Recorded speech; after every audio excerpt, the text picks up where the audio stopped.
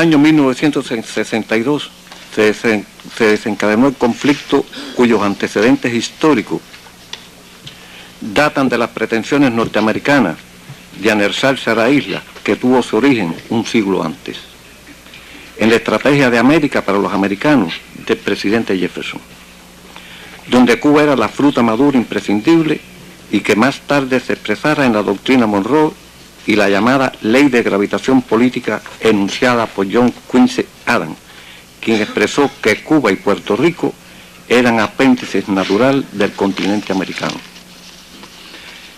Esperar el momento oportuno y mientras tanto apoyar al más débil de los posibles adversarios e identificar siempre a los elementos proclives a la anexión fue una constante en el actuar de los gobiernos norteamericanos hasta el nacimiento de la República mediatizada en 1902, intervenida militar y políticamente por los Estados Unidos.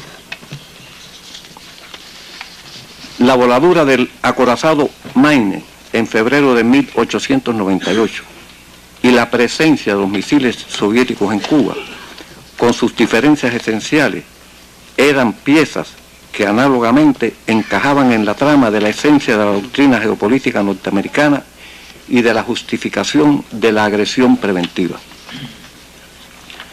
La crisis se precipitó al descubrirse por Estados Unidos la existencia en Cuba de misiles de alcance medio soviéticos instalados con la autorización del gobierno cubano.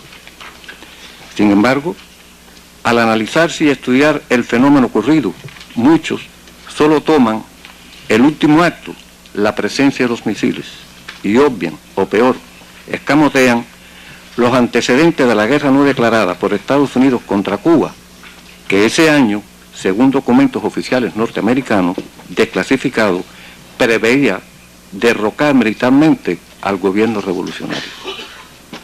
Por ello, con misiles soviéticos en Cuba o sin ellos, en octubre de 1962 se produciría en el Caribe una crisis político-militar impredecible para nuestro hemisferio y probablemente para el mundo. En tanto, los cubanos, como ya lo hemos demostrado, defenderían su libertad, soberanía, al precio que fuera necesario. Después de la derrota de Girón, la CIA puso en marcha dos grandes operaciones desestabilizadoras para derrocar al gobierno revolucionario, cuyos criptónimos eran Patti y Liborio, o Cuba en llamas. Una abarcó los meses de junio y julio de 1961 y la segunda entre agosto y octubre del mismo año. Ambos tenían como objetivo asesinar a Fidel y Raúl y al mismo tiempo producir un alzamiento armado de los grupos contrarrevolucionarios internos. Las dos fracasaron y sus objetivos fueron denunciados por los medios informativos del país. Por cierto, José Pujals, agente de la CIA que coordinaba el último operativo referido, fue el que introdujo el texto de la falsa ley de la patria potestad. El 30 de noviembre de 1961, por orden presidencial, se creaba dentro del Consejo de Seguridad Nacional de Estados Unidos el Grupo Especial Ampliado, SAC, bajo las órdenes del fiscal general Robert Kennedy, que debería dirigir la guerra subversiva contra Cuba. Mangosta fue el nombre de aquel operativo que pretendió poner en marcha el programa de guerra encubierta más vasto que hasta entonces había emprendido Estados Unidos para derrocar a un gobierno extranjero. En enero de 1962, el SAC analizó un amplio plan de trabajo denominado Proyecto Cuba, cuyo objetivo es ayudar a los cubanos a derrocar el régimen comunista e instaurar un nuevo gobierno con el que Estados Unidos pueda vivir en paz. Y se planteaba que básicamente la operación debía traer como consecuencia la sublevación del pueblo cubano. Esta sublevación necesitaría de un movimiento motivado fuertemente desde el punto de vista político para que así se genere la rebelión, se oriente hacia el logro del objetivo y se saque provecho de ella en el momento de clímax. Las acciones políticas estarían asistidas por la guerra económica, apoyadas también por operaciones psicológicas y por grupos militares. En ellos es absolutamente claro y evidente cómo y de qué medio las agencias gubernamentales norteamericanas se propusieron en 1962 sabotear, aterrorizar, agredir y destruir no solo al gobierno revolucionario, sino al pueblo cubano. Por tanto, no es mi intención demostrarlo. Solo trataré de hacer una presentación que posibilite a los actores históricos e investigadores aquí presentes suponer o explicar cuáles fueron las razones y causas para que un poderoso Estado, usando en este caso los servicios de crimen organizado de su país, conjuntamente con sus agencias de inteligencia, se aprestaran y ejecutaran tamaña campaña de terror y subversión que aún 40 años después nos convoca. Durante los encuentros rusos, norteamericanos y cubanos en los pasados años para analizar la crisis de octubre, se han manifestado diferentes teorías sobre los antecedentes, causas, consecuencias y lecciones de la crisis de octubre.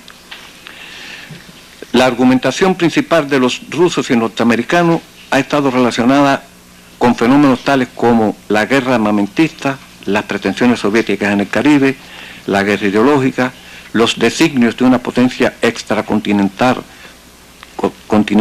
para apoderarse de una base en el hemisferio occidental y otros muchos más. La propaganda desarrollada en Occidente, después de desaparecida la URSS, se ha encargado de responsabilizar a esta con las causas de la crisis. En tanto se dice, exportaron a Cuba misiles con cabezas nucleares con el propósito de presionar, sacar ventajas, chantajear o incluso agredir a los Estados Unidos.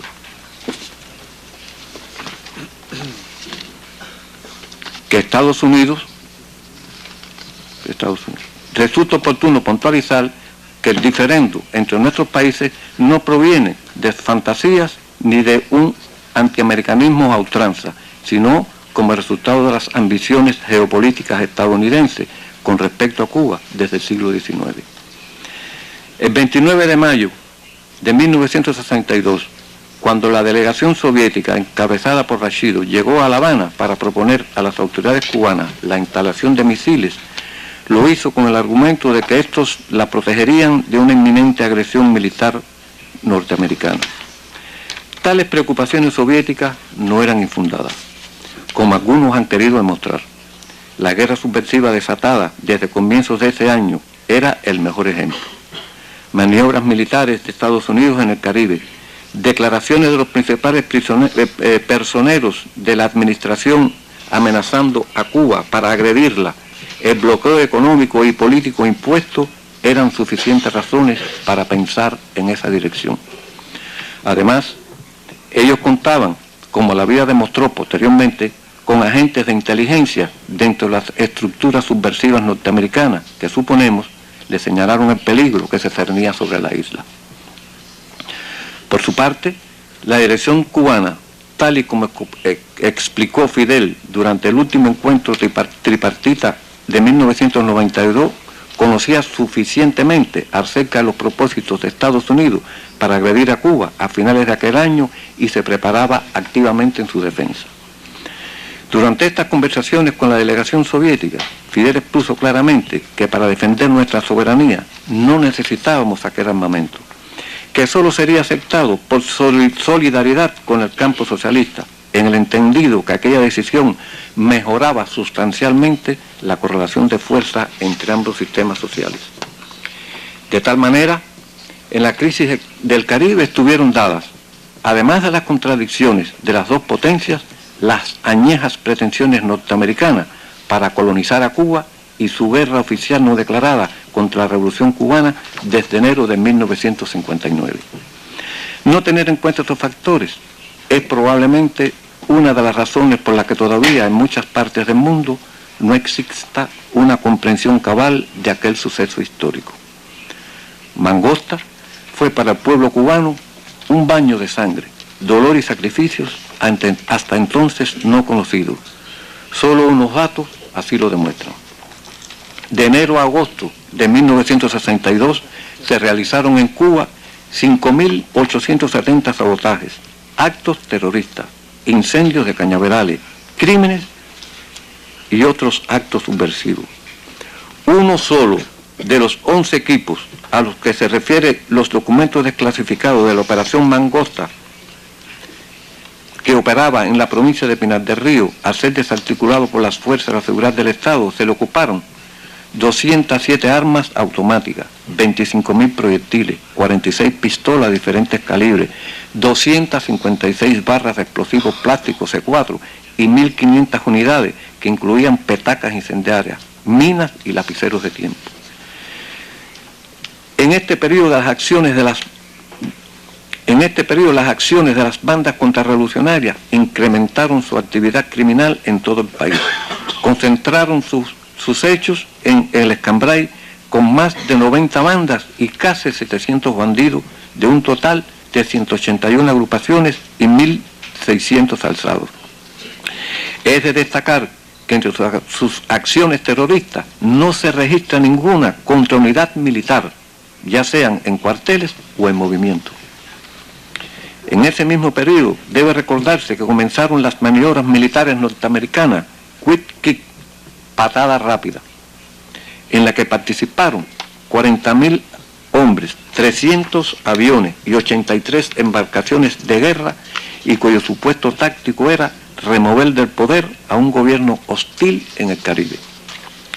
En agosto, teniendo en cuenta sus informantes, la CIA decidió un alzamiento general de los grupos contrarrevolucionarios que actuaban en la clandestinidad cubana para el 30 de ese mes. Un cablegrama desclasificado de la CIA con copias a los comandantes de las flotas del Atlántico y del Caribe de esa fecha relata, entre otros aspectos: 3 grupos de la resistencia están a la vanguardia de un plan de alzamiento en Cuba. La revuelta se concentra en La Habana y Santiago de Cuba. Los grupos de resistencia aspiran a apoderarse de las ciudades citadas y contar con el apoyo del pueblo, pero calculan que solo podrán resistir entre 24 y 48 horas. Estaba claro el mensaje: sería necesario apoyar el apoyo de las Fuerzas Armadas norteamericanas, que previsoriamente habían concluido el entrenamiento antes aludido. Se planificaron y neutralizaron en diferentes etapas de su realización 20 proyectos de asesinatos a compañero Fidel. Y como si todo lo referido no fuera suficiente, el 20 de octubre, cuando ya era del conocimiento de Estados Unidos la existencia de los cohetes en Cuba, la Agencia Central de Inteligencia dio inicio a la Operación Cupido. Probablemente era el operativo planeado desde mucho antes para cerrar con broche de oro Mangosta, en tanto brindaba el pretexto para el uso de la fuerza militar. El mismo consistía en 3 etapas. La primera, alzar en armas los grupos contrarrevolucionarios de la provincia de Pinar del Río, a la vez que infiltrar un grupo de comandos al mando de Miguel Ángel Orozco Crespo, a los fines de desencadenar un amplio plan terrorista que incluía la voladura de la empresa minera Minas de Matahambre con todos sus trabajadores en el subsuelo. Las agencias de prensa listas darían la noticia al mundo de la sublevación en el occidente cubano. La tercera fase consistía en una provocación que evocara los sucesos del Maine. Se trataba de atacar con comandos mercenarios en uniformes cubanos Puerto Cabezas, Nicaragua, lugar de donde partió la brigada mercenaria derrotada en Girón, para hacerlo aparecer internacionalmente como una venganza de Castro contra el dictador Somoza por su participación en aquel episodio, mientras otros capturaban Cayo Coco, al norte de la provincia de Ciego de Ávila, donde establecerían un gobierno provisional contrarrevolucionario que, bajo el pretexto de la supuesta agresión cubana a Nicaragua y el estado de guerra civil existente en la isla, solicitaría la inmediata intervención de Estados Unidos en el conflicto artificialmente creado. Afortunadamente, los planes pertrechos y terroristas fueron capturados y denunciados a la opinión pública internacional. Ahora, los trabajadores, campesinos, intelectuales y estudiantes cubanos derrotarían decisivamente a la contrarrevolución interna, a los bandidos alzados y al ejército mercenario, todos organizados, entrenados y armados por Estados Unidos. Mangosta fue, por su parte, el esfuerzo más importante conocido hasta entonces, realizado por una nación moderna y poderosa para derrocar a otra, pobre y explotada durante siglos por el colonialismo español y por el neocolonialismo norteamericano después. Hoy, cuando la revolución, inmersa en plena batalla de ideas contra la guerra ideológica, el bloqueo informativo y las agresiones de todo tipo planeadas por Estados Unidos contra Cuba, las lecciones emanadas de la crisis de octubre están cada día más presentes. Sin embargo, Cuba prosigue y continuará su camino, libre y soberana en un mundo unipolar, donde muchos han inclinado la cerviz ante el nuevo amo. No siempre, rememorando la fábula, el tiburón puede comerse la sardina, y en este caso, la feroz mangosta fue vencida por el apacible cocodrilo verde. Muchas gracias. Muchas gracias, comandante.